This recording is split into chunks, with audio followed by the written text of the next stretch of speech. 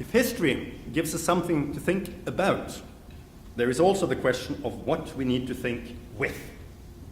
To take a leaf from the debate about research programs, a scientific discipline worthy of the name must have at its disposal for data collection ways of ordering the data, ways of discussing the relationship between the data and the wider world, and debates about what that world consists of. Over the last quarter century, we have also evolved a philosophically involved IR literature on meta-theory, which is unprecedented and which has done a lot to consolidate IR as a social science. IR also has a well-developed set of theories. I think we are paying too little attention to the founders of the social sciences, Marx, Weber, Durkheim. I also think that it is wrong that we tend to rate most highly the books that deliver abstract theoretical arguments and nothing else. Social scientists are not primarily philosophers. Our niche is between history, which tends to fetishize empirics, and philosophy, which tends to fetishize metaphysics.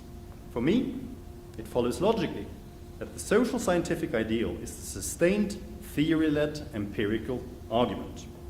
This is indeed the classical view, as seen in Marx's dissection of 19th century European capitalism, Weber's analysis of the Protestant work ethic, or Durkheim's reading of religion in social life. It remains, if not the, then at least an ideal in the other social sciences. Perhaps this is just me being old school, but be that as it may, the present challenge to IR's ways of inquiry lies not primarily with our writing genres, our theory, or our meta-theories. Excuse me. It is rather to do with the data collection and the ordering of data.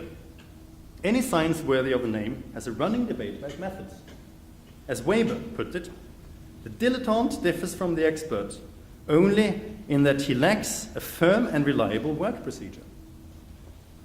70 years after Weber said that, Jean-François Lyotard still located the key defining trait of science in the work procedure, more specifically in its transparency, by highlighting the importance of referencing. In IR, the discipline's quantitative practitioners are passionate about the problems surrounding data programming, in such a degree that one sometimes wonders if counting is not being substituted for thinking. But at least the quants do engage in a debate about method. Those of us who mostly do qualitative stuff, however, must be severely faulted for having largely neglected methods. Let me take a concrete example. 1995 saw an important institutionalizing move in IR, the founding of the European Journal of International Relations. Take it the chair would agree. In the preface to the first issue, founding editor Walter Carlsness laid down that manuscripts had to pay proper heed to epistemology, method, concepts, and normative issues. I would say that, on the level of printed articles, it has. What it has not done is to foster a debate about method. To date, 73 issues have appeared. I count one article whose main concern is methods. That is something like 0.2% of the total. To cap it all, that article was published under the unique caption, Discussions and Debate. It remains the second most quoted article in the history of the journal. Here is a strong indicator that articles on method are needed by the discipline's practitioners, but that the need is not heeded by journal editors. Our own Millennium, always the avant-garde journal, is as so often a partial exception. It is, among other things, home to an ongoing debate about the pros and cons of drawing on ethnography in IR.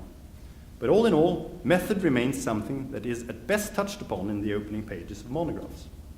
Perhaps an incoming team of Millennium editors might do something about this by making methods the topic of a special issue.